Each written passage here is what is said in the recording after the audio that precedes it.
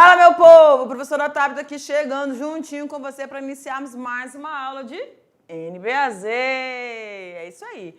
Juntinhos agora vamos falar sobre a ranicultura, parte 2, e a gente está aqui dentro da pegada dessa ranicultura para a aula 32.1. A professora de vez em quando dá uma olhadinha para o lado. É, isso aí. 32.1. Então vamos lá, joga no nosso quadro. Plim! Aí.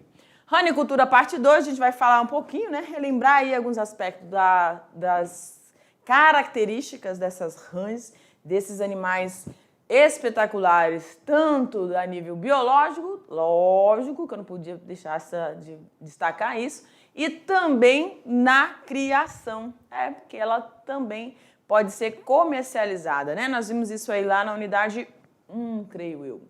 E vamos falar aí também do manejo da criação, tudo bem?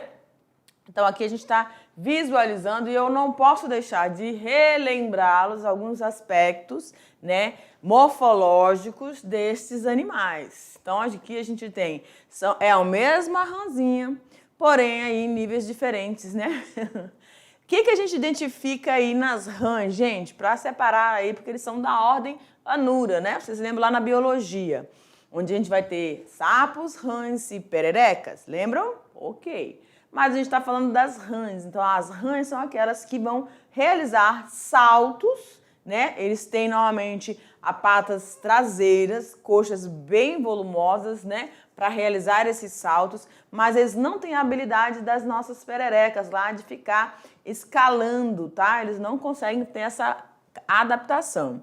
Eles vão ter aí um tímpano bem visualizado ali abaixo dos olhos, né? E esse dorso, essa característica dessa dorsal é bem característica das rãs, tá bom? Algumas vão ter um destaque realmente bem acentuado aí. E eles não têm aquelas bolsas como você vai ter lá nos sapinhos, né? Então é isso, vamos lá, continuando aqui. Bom, o que a gente pode frisar dentro dessas características também aqui dos anuros, das rãs? Eles são anfíbios que vivem tanto no ambiente aquático, mas também precisam ter áreas de exposição, né, a esse ambiente úmido para se desenvolverem, necessitando aí tanto da água de qualidade para o processo de respiração. Isso aqui é muito interessante, porque quando a gente fala, deixa eu vir aqui com vocês. Ó, quando a gente fala das rãs, a gente tem que lembrar que é um anfíbio e como anfíbio eles têm aí essa vida dupla. Verdade. Eles podem estar tem uma fase no ambiente aquático, vocês já viram isso, e uma fase no ambiente terrestre. E nesse modo de vida desses anfíbios, eles vão ter os 3 tipos de respiração. Respiração branquial, no ambiente aquático, respiração cutânea e respiração pulmonar. Então, o pulmãozinho deles vai ter essa compensação também com a respiração cutânea. E por isso eles precisam desse ambiente aqui, ó, úmido, tá? Para auxiliar nessas trocas gasosas entre o ambiente e a sua superfície, né, respiratória aí, a pele cutânea, tá bom? Tudo bem? Então pode abrir. Vamos frisar aqui as características ainda mais específicas desse grupo. Então, as rãs, elas são carnívoras, vão se alimentar de animais de pequeno porte, insetos e também vermes. Tem uma capacidade aí muito dinâmica, né, de estar se alimentando de diferentes insetos, de diferentes tamanhos, tá bom? E também alguns aí eumintos, né? Tudo bem? A característica muito importante também delas é essa língua que ela projeta, né, para poder mirar ali na sua presa, tá? Assim como os demais anfíbios, eles apresentam as 3 respirações, né? Branquial, cutânea e pulmonar, como nós mencionamos anteriormente. Em relação à sua reprodução, lembra que por que a gente está falando novamente desses aspectos aqui característicos, né, da alimentação, do modo de vida, da respiração, da questão reprodutiva? Por que nós estamos voltando nisso? Porque a gente tem que lembrar que para você empreender, ou seja, para você trabalhar com a ranicultura, e assim como de todo... Deixa eu vir aqui de novo com vocês, ó. Tanto para a ranicultura quanto para qualquer área produtiva, tá?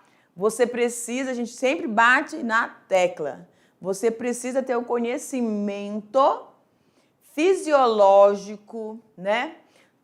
Anatômico, todas as características biológicas desses animais, para que você não oferte algo que ele não aprecie ou esteja ausente no ambiente, né, de criação desses animais, algo que ele de fato vai necessitar, tá? Pode ser nutrição, na questão alimentar, pode ser realmente de ambientação, temperatura, se tem a necessidade de ter aí um ambiente com água, para que servem, que fase da vida desses animais vai depender dessa água. Então, todas essas características, você só vai ter conhecimento a partir do animal, de saber a biologia desse animal, tá certo?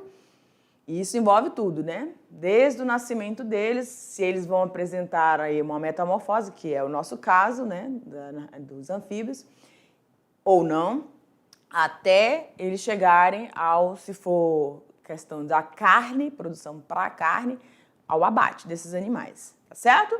Pode voltar lá então para mim. Abrir, ok. Então a gente está falando sobre a reprodução e a gente sabe que esses animais têm uma reprodução sexuada e a sua fecundação ela é externa. Professora, mas eu ainda fiquei na dúvida ali quando vocês estavam trabalhando isso na biologia e quando vocês falaram aí um pouquinho aí na unidade 1. Porque esses animais, eles ficam ali, ó, todo agachadinho, né, acochadinho, um abraço gostoso, né? Isso aqui que eles estão realizando, a gente chama de abraço, né, nupcial ou amplexo, tá?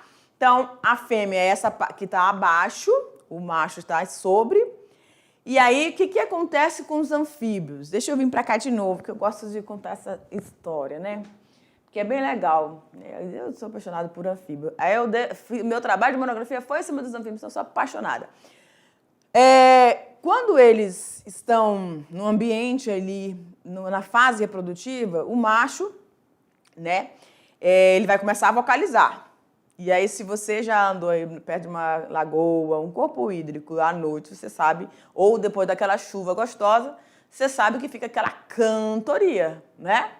E a vocalização desses animais é algo fantástico, porque eles vocalizam de diversas tonalidades, frequências e reproduzem sons que o nosso imaginário é o limite, né? Eu já vi, aí no caso eram pererecas, vocalizando que parecia um bebê chorando. Aí lembra a história de Moisés, né? Já pensou, tá lá andando na beira do lago e vê o bebezinho chorando, você vai tentar procurar um bebê, não é uma ranzinha, né? Então já vi barulho que parece coruja. Então são cantos diferentes. E por que eles fazem isso? Eles vocalizam para atrair a fêmea, tá? Aí a fêmea vai se aproximando, ela deixa ele cantar praticamente a noite e a madrugada inteira, para ver se o cabra tem aí uma capacidade, né, boa, genética, aguentar o rojão. Ele fica vocalizando daí. E ela vai se aproximando e aí eles têm esse amplexo, tá? Na patinha anterior, eles nascem um quinto dedozinho, bem escuro, e ele amassageia o ventre dela. E aí, no ambiente aquático, eles vão soltando seus gametas. Por isso a gente fala aqui fecundação externa, tá? Então, eles têm uma fecundação externa, porque esse encontro desses gametas acontece aqui nesse ambiente, ó. Nesse ambiente com água, tá bom? E aí você vai ter a formação dos cordões aí, onde você vai ficar aquele emaranhado de ovos. E aí você vai ter o processo de evolução nas fases metamorfósicas aí desses animais, tá bom? Aí cada espécie vai ter um padrão aí, como que vai ser a organização desses ovos que vão ser formados lá, né, o girino e tudo, tá bom? Então vamos continuar? Abre pra mim. E, óbvio, eles são pecilotérmicos, ou seja, ao contrário das aves, dos mamíferos, que mantêm a sua temperatura, independente da temperatura externa, eles precisam estar fazendo essa regulação, né? Em relação ao ambiente externo, que se aumentar a temperatura, diminuir, eles também têm essa variação aí no seu corpo, né? As principais espécies de rãs são, isso aqui a gente já está agora enfatizando, né? As rãs que são comercializadas, tá? Quais são de interesse aí para a ranicultura. Então, nós temos a rã leopardo, a rã verde, a rã americana e a rã touro. Em todas as diversidades, esses animais produzem uma carne rica em proteína. Então, qual é o principal produto da ranicultura? É a carne, tá? Que é saboreada e apreciada por muitas pessoas da alta gastronomia, certo? E aí vai realmente da sua palatabilidade, da sua vontade em conhecer diferentes temperos, diferentes sabores, né? Tem gente que não vai apreciar, tem gente que vai gostar e muito, tá? Em relação ao manejo de criação, a degustação da carne de rã era muito apreciada na antiguidade, mas era servida apenas em grandes celebrações, ou seja, a alta cúpula, né? As pessoas aí que tinham ali recebiam pessoas de vários locais, né? Nessas grandes celebrações. Então eles queriam mostrar o cardápio mais variado realmente possível, né? Então eles eram muito apreciados aí. Estima-se que na China a rã é usada como alimento há mais de 40 séculos. A ranicultura já é praticada pelos brasileiros desde a década de 30, né, 1930. E no Brasil, é pioneiro o cultivo intensivo em cativeiro. A gente já sabe que o sistema intensivo é aquele onde o animal vai ficar ali confinado, né? Ele vai ter todo o seu desenvolvimento dentro de setores. E aí a gente viu uma aula anterior que a gente mostrou ali o ranário, vocês lembram? Lá no ranário tinha o local onde os machos e as fêmeas ficavam separados, aí tinha o local onde eles iam ser colocados juntos para o processo de reprodução, aí depois tinha o local onde eles iam receber ali os girinos, aí tem um outro setor onde você vai pegar os ímagos, né, que são aqueles que estão em desenvolvimento, e aí chegar onde eles vão só ganhar peso para serem abatidos. Tá? Então, dentro do setor da ranicultura tem esse ranário, onde você vai ter essas divisões para acompanhar cada fase do processo de desenvolvimento desses animais, tá bom? Então, no Brasil, a forma mais específica para trabalhar com as rãs é no cultivo intensivo, né? Mas a atividade ganhou impulso somente nos anos 90, com o avanço das técnicas de criação, o surgimento de estufas agrícolas e a adoção de ração. Então, olha só, a partir do conhecimento biológico desses animais, as pessoas, né, os produtores, começam a fazer os seus ajustes e as adequações para atender à especificidade desses animais. Então, o que eles precisaram ajustar? Viram que, como seres pecilotérmicos, eles precisavam aí estar muito atentos a essa regulação da temperatura, porque isso vai interferir em quê? No processo metabólico desses animais. Vai fazer com que eles possam chegar mais rapidamente no processo de reprodução, acelerar tudo isso, né? Ou seja, ganhar peso mais, elevando ou diminuindo essa temperatura para que eles tenham um metabolismo mais acelerado ou mais reduzido, dependendo aí da fase, para que eles ganhem ou não peso, né? E aí, então, eles ajustaram essas estufas e também passaram a alimentação na forma de ração, tá? E a gente sabe que como animais carnívoros que são, eles precisam estar... Eles são predadores, né? Então, eles veem algo em movimento, aí eles vão procurar esse alimento. E aí, a ração não é uma forma viva, né? Então, você precisa ter todo um ambiente com movimento nessa água para que eles consigam se sentir atraídos para capturar ou pegar essa ração. O ranking de criação deixa o Brasil como o segundo maior criador de rãs do mundo. O primeiro, né, o número 1 é o Taiwan, mas existe uma diferença, né, que na Ásia as criações são semi-intensivas e essas ficam soltas, e no Brasil os ranários aí adotam esse sistema de confinamento, como nós falamos anteriormente, tá? Apesar do segundo lugar no mundo, a produção brasileira ainda é pequena. Alguns restaurantes brasileiros já apresentam em seu cardápio a carne de rã. Então, a gente já comentou sobre isso, nessa mesma imagem aqui, ó, deixa eu vir aqui. Imagine você, né? Foi convidado aí para almoçar na casa de um amigo, que fazia tempo que vocês não se viam. E aí, quando chega na hora de... Vocês chegam à mesa, tá aí servido a rã. Você nunca tinha comido, e quando você, pelo menos para mim, causa um pouco de estranheza. Quando a gente vê o animal ali com todo a sua morfologia, né? Eu tô vendo aqui as patinhas anteriores, tô vendo as patinhas posteriores, né? E para algumas pessoas, não só a palatabilidade, mas o aspecto, quando você consegue ver o animal ali na sua anatomia toda, fica estranho você pegar e, né, comer, tá? Mas isso é uma questão de cultura, é uma questão de costume mesmo.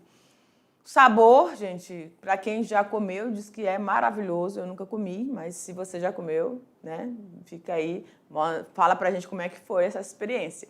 Mas diz que é muito gostosa, tá? Bem parecido com peixe, né? Enfim, tá bom? Pode voltar para lá, diretora. Hoje nós estamos com a nossa diretora Thalita. Olha que privilégio. Vamos! A única espécie, gente, utilizada pelos ranários comerciais brasileiros atualmente é o da rã touro, tá? Então, ficou mais que estabelecido, né? Quase um estabelecimento mesmo dessa questão legal, né? Para essa rã touro aqui no nosso país. Que chegou, então, aí no Brasil em 1935. E aí, todos os ajustes, as adaptações do local para a recepção. Uma coisa importante também que a gente tem que lembrar, né? Você como criador, o que você de fato vai abraçar no trabalho dentro da ranicultura? Porque existem distinções. Ou você vai pegar as matrizes, vai fazer a separação dessas matrizes... Deixa eu vir para cá de novo, senão eu vou ficar ali. Ó, ou você vai fazer a identificação dessas matrizes, separá-las, né, pelas suas características reprodutivas, né, ganho de peso, tudo isso, né, resistência, alguma infecção normalmente aqui fúngica, tá bom? Ok. Eu vou começar a trabalhar com as matrizes, eu vou trabalhar na minha propriedade com as matrizes, eu vou desenvolver na minha propriedade todas as etapas. Eu vou ter os reprodutores, vou passar aí pela girinagem, né? Passar aí pelos ímagos. Vai ser todo... Esse é o meu objetivo? Eu vou chegar até o abatimento dentro da minha propriedade? Ou não, eu quero trabalhar só com... Eu quero ser produção apenas dos girinos ou dos ímagos, né? Então, como que você vai fazer isso? Faz parte do teu planejamento. O que é que você vai atender, tá? Não, aqui na minha propriedade a gente só trabalha com os girinos, né? Então, a gente vai fazendo as distribuições desses animais nessa fase, tá certo? Acompanha somente até isso aí. Então, as matrizes, né, e os reprodutores chegando aí na girinagem, tá certo? E aí você já faz a comercialização desses girinos aí para vários cantos do seu estado ou fora, né? Exportação aí, alguma coisa nesse sentido, tá bom? Pode voltar para mim de novo, ou para lá para o quadro. Ok. As rãs se proliferam rápido e se adaptam bem ao clima quente e úmido de várias regiões do Brasil. Não necessitam de grandes investimentos, pois a sua maior necessidade é de água de qualidade. Então, Qual é o fator aqui limitante ou que poderia causar realmente um transtorno? Porque a gente está falando aqui de manejo de produção. Então, o seu foco maior é ofertar produto de qualidade, seja ele qual for, em que estágio da vida desses animais você for trabalhar. Então, a dependência maior deles, qual é? Água de qualidade, tá? Deixa eu colocar aqui. Água de qualidade. E aí, galera, dependendo da localidade, né? Dependendo da distância da sua propriedade e de outros fatores, né? Econômicos, sociais, isso pode ser um problema, né? Porque essa água, quando a gente fala a nível de ranário, onde você vai ter todos os setores, os subsetores que vão estar acompanhando o desenvolvimento desses animais. Essa água ela vai estar ali presente, então ela tem que ser mantida a qualidade dela em todos esses níveis, para que você não tenha uma infecção, né? Uma doença a vir a contaminar esses indivíduos. Vocês estão vendo que como eles estão em confinamento, eles estão todos ali unidos. Então, a disseminação de uma doença é de forma muito rápida, né? Então, você tem que estar muito atento a essa qualidade, porque isso vai influenciar na alimentação, isso vai influenciar aí nas trocas respiratórias desses animais, tá? E tudo isso tem que estar aí dentro do seu planejamento, dentro da sua observação, tá bom? 4 meses são necessários para chegar ao ponto de abate. Olha só como é curtinho, né, o tempo. Com peso entre 200 a 250 gramas. Em relação a outras espécies de rãs, isso aí é bem considerado, né? 250 gramas de carne, né? O peso deles para poder estar sendo abatidos. Quanto mais quente o local, mais rápido vai se tornar o metabolismo. Lembram lá das estufas? Então, eles observaram essa relação, né, da temperatura, o aumento ou a diminuição, que pode acelerar ou desacelerar esse processo metabólico. E aí, então, eles vão fazendo essas intervenções, né? Então, quanto mais quente for o local, mais rápido se torna o metabolismo dessa rã e, por consequência, mais velozes ela estará pronta para este abate. Então, o último setor lá do ranário, que é onde eles vão engordar, né? Vão ganhar aí uma ração. De onde eu tirei maçã, menina? Uma ração aí diferenciada, balanceada, para que eles rapidamente, porque eles têm que estar cumprindo aí, ó, esse prazo, né, de 4 meses para chegarem a serem abatidos, tá bom? Uma coisa importante também, deixa eu vir aqui, ó, uma coisa importantíssima. A gente fala sempre da questão da padronização. Mesmo sendo um ambiente de confinamento, mesmo não, estando em um ambiente de confinamento, lá no meu ranário, eu tenho que ter aquele olho, né? Um olho clínico, de observar o tamanho desses animais, tamanho do desenvolvimento, se todos estão acompanhando o mesmo ritmo, isso é muito importante também, tá? Então, eu tenho que ter, dentro daquele lote, vamos dizer assim, vamos colocar como lote, dentro daquele lote eu tenho que ter quantos quilos, dentro daquele ciclo todo que eu acompanhei, que quando chegar aqui, aquele lote, vamos dizer que seja o lote 12, chegou aqui para o setor que eles vão ser abatidos, que é a finalização, já lá no início já estou tendo um novo ciclo, tá? Setor lá da reprodução, setor das urinárias, setor dos ímagos, tudo. Isso, essa dinâmica ela vai ficar fluindo. Então, quantos quilos que eu vou estar produzindo aqui nesse final? Então, a gente tem que ter, para chegar ao abate, 200 a 250 gramas é um limite ali, tá? Então, quantos quilos eu vou estar ofertando a partir daquela quantidade? Então, essa padronização é importante porque eu preciso estar atenta a esse peso ideal que eu quero que eles alcancem e também a quantidade de quilos, né, que eu preciso ter aí no final, tá bom? Pode abrir. O retorno, ele é rápido, pois o produto alcança bons preços no mercado. O que isso quer dizer? Que quando ele está bem estabelecido, e a gente sabe que já tem um alcance, desde 1930 o Brasil tem trabalhado com essa questão, então já está bem estabelecido e o mercado do exterior ele tem um olhar muito mais aguçado para esse sentido, dentro da ranicultura. Tanto na culinária, quanto também em relação à pele desses animais. Os produtos que vão ganhar, essa pele vai ganhar um beneficiamento, todo um tratamento, para que ela chegue a gerar um outro produto, né? Um subproduto aí, em casos aí de sapatos, de bolsas, de cintos, tá bom? Então, a gente já falou aí de várias couros, peles de vários outros animais que também vão gerar esse produto.